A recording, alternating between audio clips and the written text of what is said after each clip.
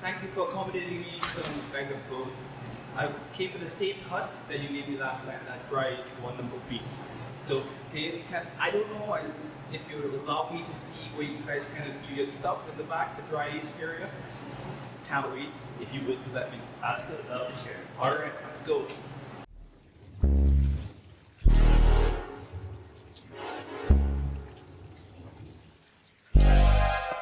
Wow, absolutely amazing. Check out in here.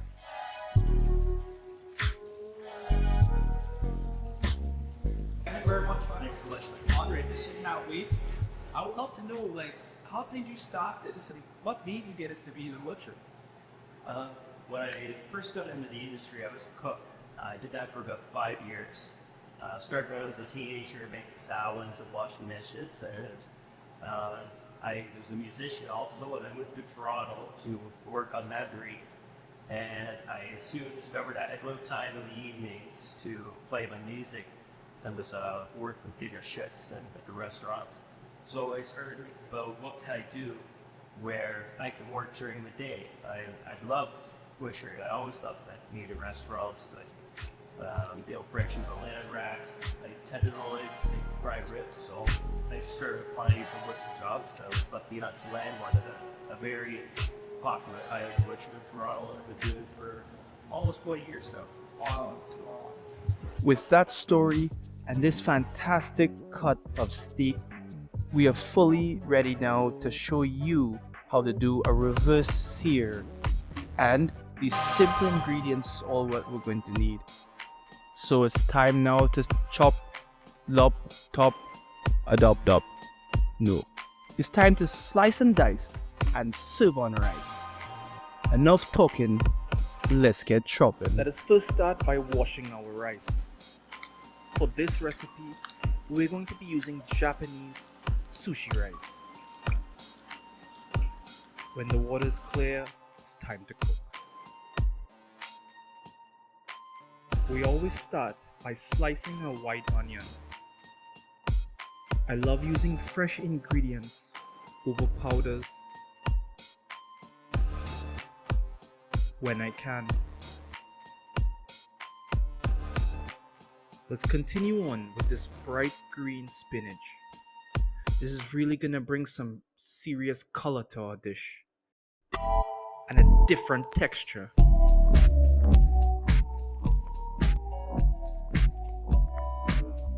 Now we're gonna cut up about 5 tomatoes. We're gonna cut up about 5 tomatoes, whatever, yes. Again, gonna give us a rich red color to our dish, but also add some natural sweetness.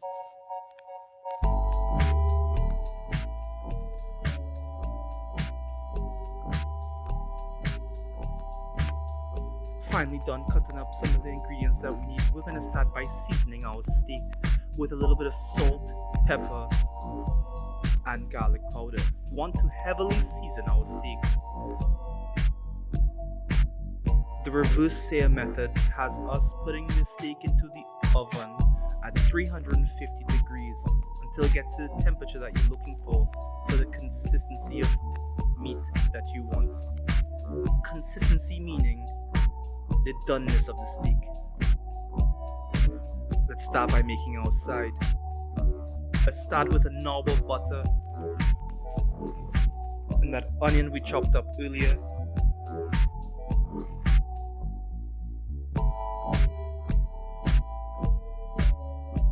And ground garlic.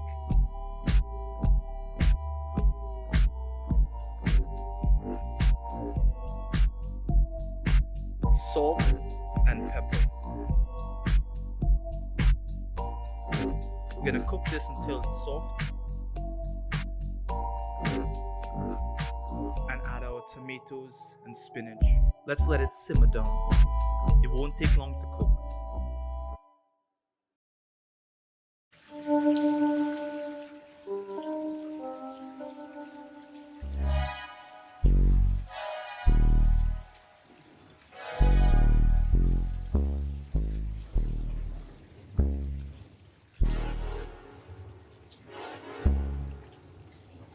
Now that it's done, let's put it into a parchment bowl and get ready for our next dish.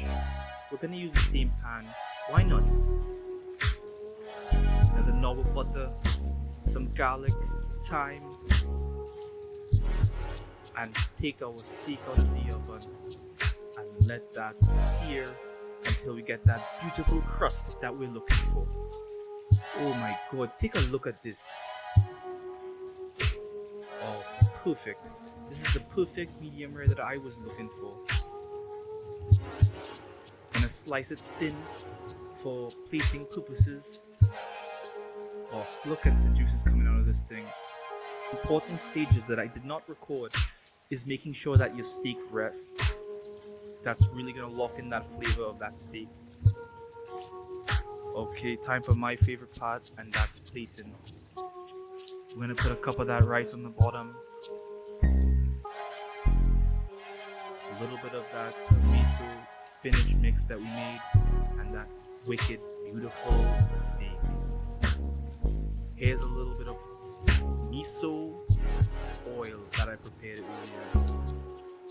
Let's really dive in, guys. This thing tasted ridiculous. Try it at home.